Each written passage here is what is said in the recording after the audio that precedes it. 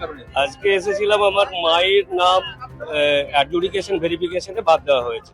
তো এখনো পর্যন্ত আমরা তো জানতে পারিনি কি জন্য বাদ দেওয়া হয়েছে, রিজনটা এখনো জানা যায়নি। তো সেই ডিলিট অ্যাডজুডিকেশন থেকে নাম ডিলিট হওয়ার পরে যে অ্যাপিলেটে অ্যাপিল করার যে প্রভিশন বা নিয়ম আমরা শুনেছিলাম, সেই রিগার্ডিং আমরা অ্যাপ্লিকেশন জমা দিতে এসেছিলাম। তো এখানে অ্যাপ্লিকেশন জমা দিতে এসে দেখলাম যে অ্যাপ্লিকেশন যিনি রিসিভ করছেন উনি কিন্তু একটা রিসিভ সিল দিয়ে দিচ্ছেন এবং তাতে উনি কোনো সিগনেচার করছেন না।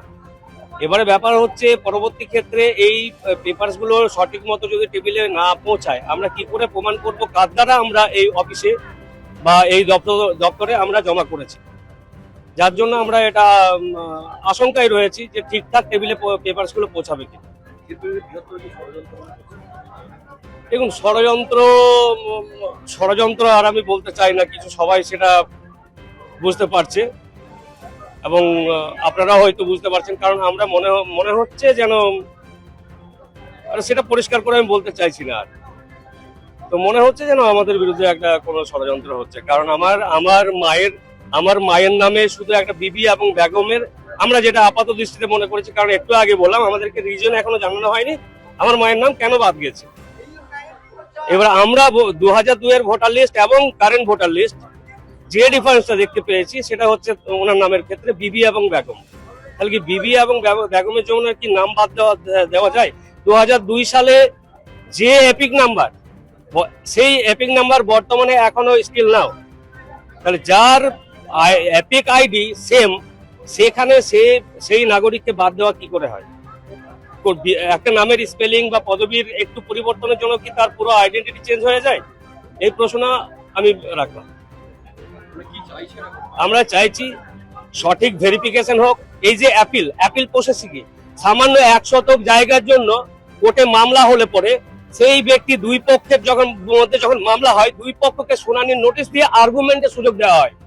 তাহলে একবার ভেরিফিকেশন হওয়ার পরে এই অ্যাপিল হচ্ছে, অ্যাপিলে যেন দুই ইনকামবেন্ট ভোটার বেনিফিশিয়ারিকে হিয়ারিং এ নোটিশ করে তাকে আর্গুমেন্টের সুযোগ দেওয়া হয়, কারণ সে যাতে তার নাগরিকত্ব প্রমাণ করার জন্য তার ডকুমেন্ট দেখে যাতে প্রমাণ জাজদের সামনে প্রেজেন্ট হয়ে যাতে তার নাগরিকত্ব প্রমাণ করতে পারে, আমরা সেই আবেদন রাখছি।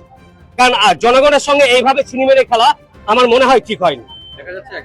এটাই তো আমাদের মানে অবাক লাগছে যে আমরা কোন দেশে বাস করছি। যে নাগরিকদের ভোটে নির্বাচিত হয়ে বিভিন্ন বিল পাস করবে, আইন পাস করবে, সেই নাগরিকরা আজকে রোদে দাঁড়িয়ে নিজের, হয়তো যারা সারাদিন পরিশ্রম করে 200-250 টাকা রোজগার করে তারপরে পেটে অন্ন যায়, সেই মজুরটা আজকে লাইনে দাঁড়িয়ে আছে। এদের কথা কে বলবে?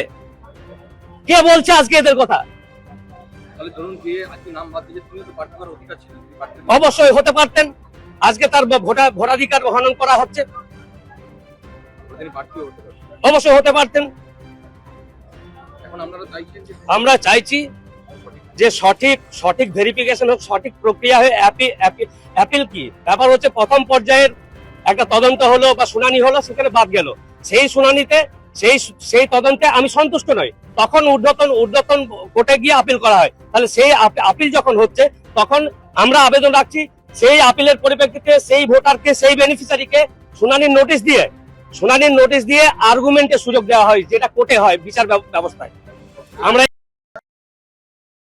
দ্য সহজ পাঠ, সহজ কথা, সঠিক তথ্য।